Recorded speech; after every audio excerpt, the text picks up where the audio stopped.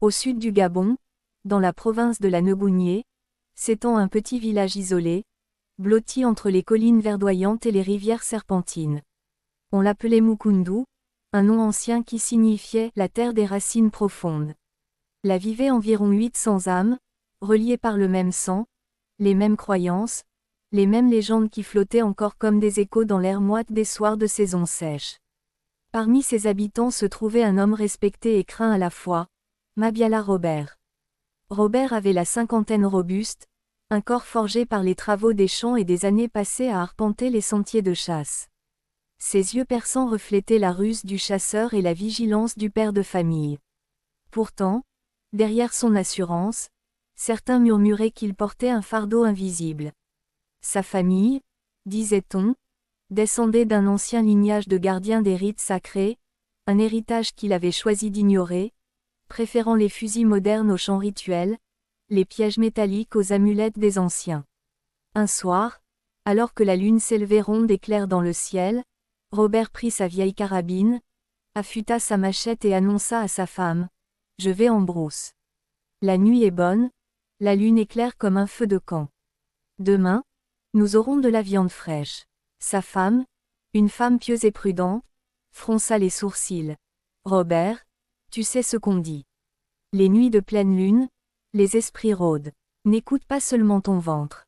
Écoute aussi les voix des ancêtres. » Mais Robert éclata d'un rire sec. « Les ancêtres ne rempliront pas nos marmites, femme. Ce sont mes balles qui le feront. » Il s'enfonça dans la nuit, ses pas lourds mais assurés. Le village derrière lui s'assoupissait, les chants des femmes s'éteignaient, les enfants s'endormaient sur les nattes. Devant lui s'ouvrait l'immensité de la forêt équatoriale, sombre et bruissante. La brousse n'était pas qu'un amas d'arbres.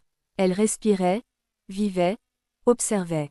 Chaque craquement de branches, chaque souffle de vent semblait avoir une intention. Mais Robert, habitué depuis l'enfance à ce décor, n'y voyait qu'un terrain de chasse. Pourtant, ce soir-là, l'atmosphère était différente. La lune, éclatante, filtrait entre les feuillages en de minces rubans d'argent. Les grillons chantaient, mais leur chant paraissait monotone, presque forcé. Une chouette ulula 3 fois, puis le silence se fit. Un silence si profond qu'il semblait avaler le monde. Robert serra sa machette. Il aurait pu rebrousser chemin, mais sa fierté l'empêchait d'écouter la peur qui commençait à s'insinuer. Ses pas l'entraînèrent toujours plus loin, vers les profondeurs de la forêt. Au détour d'un sentier, il aperçut une clairière. En son centre se dressait un fromager géant, immense, aux racines tortueuses, qui semblaient des serpents figés. Robert connaissait ce lieu, on l'appelait Ndungu, l'arbre des anciens. On disait qu'autrefois, les ancêtres y accomplissaient des rites secrets pour protéger le village contre les forces invisibles. Mais depuis des décennies, personne n'osait plus y venir. Sauf Robert, qui ricana intérieurement. Pour lui, ce n'était qu'un arbre. Et peut-être qu'un gros gibier s'y cachait. Il posa sa main sur l'écorce rugueuse. Elle était étonnamment froide, comme si elle respirait encore.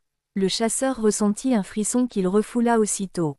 Un bruissement se fit entendre derrière lui. Il leva son arme, prêt à tirer. Ses yeux fouillèrent la pénombre.